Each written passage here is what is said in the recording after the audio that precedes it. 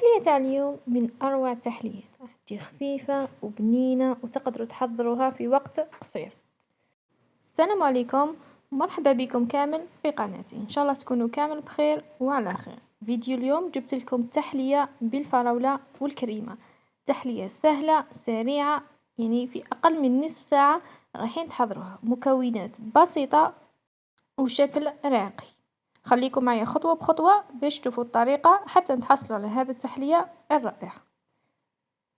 هنايا عندي كاس كريم شانتي، راح نزيد عليه كاس غير ربع تاع الحليب. اذا تحبوا الكريمة تكون شادة، يعني شادة روحها، استعملوا نص كاس حليب، من الافضل يكون حليب بارد.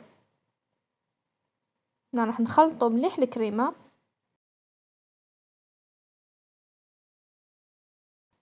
هنا بعد ما تطلع الكريمة راح نزيد لها الجبن.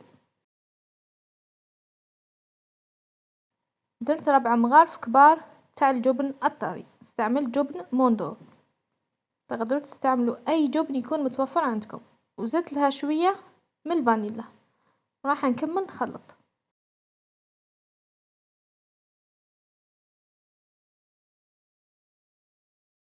هنايا بعد ما تطلع الكريمة تكون متماسكة.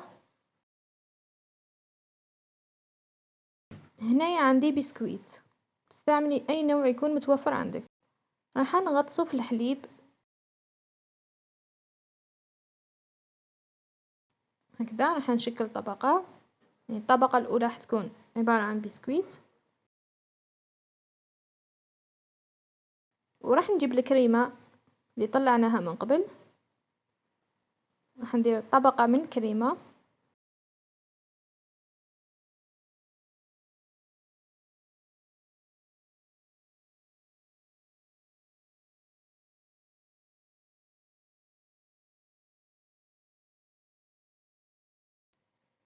وراح نزيد طبقة من الفراولة، تكون مقطعة قطع صغيرة.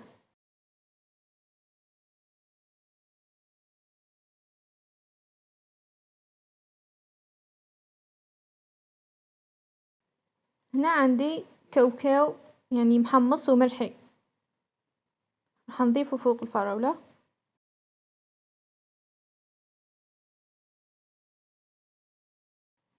وراح نزيد طبقة ثانية من البسكويت، هكذا نشمخه في الحليب وندير طبقة.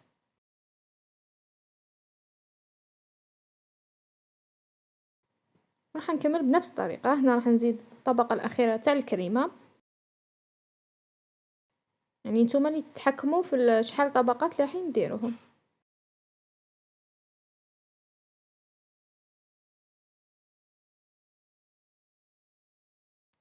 هكذا يعني نعدلوا لها الوجه تاعها كما راكم تشوفوا.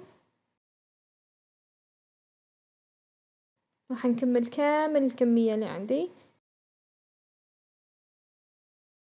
يعني هذه الكريمة يعني راح تخرج لكم يعني كمية لا بأس بها.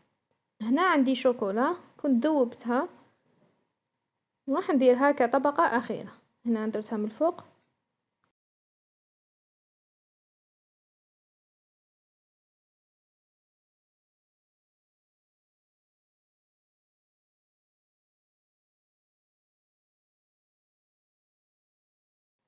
بالنسبة للتزيين اختياري. هنايا راح نزين بالكريمة اللي بقاتلي.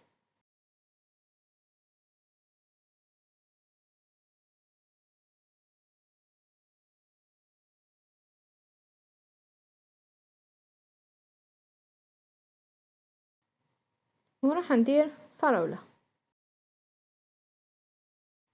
هذا هو الشكل الأخير تاع التحلية تاعنا. شوفوا كيفاه جات، ما شاء الله، تزيين راقي. تقدروا مام تحطوها لضيوفكم. جات خفيفة بنينة من أروع ما يكون.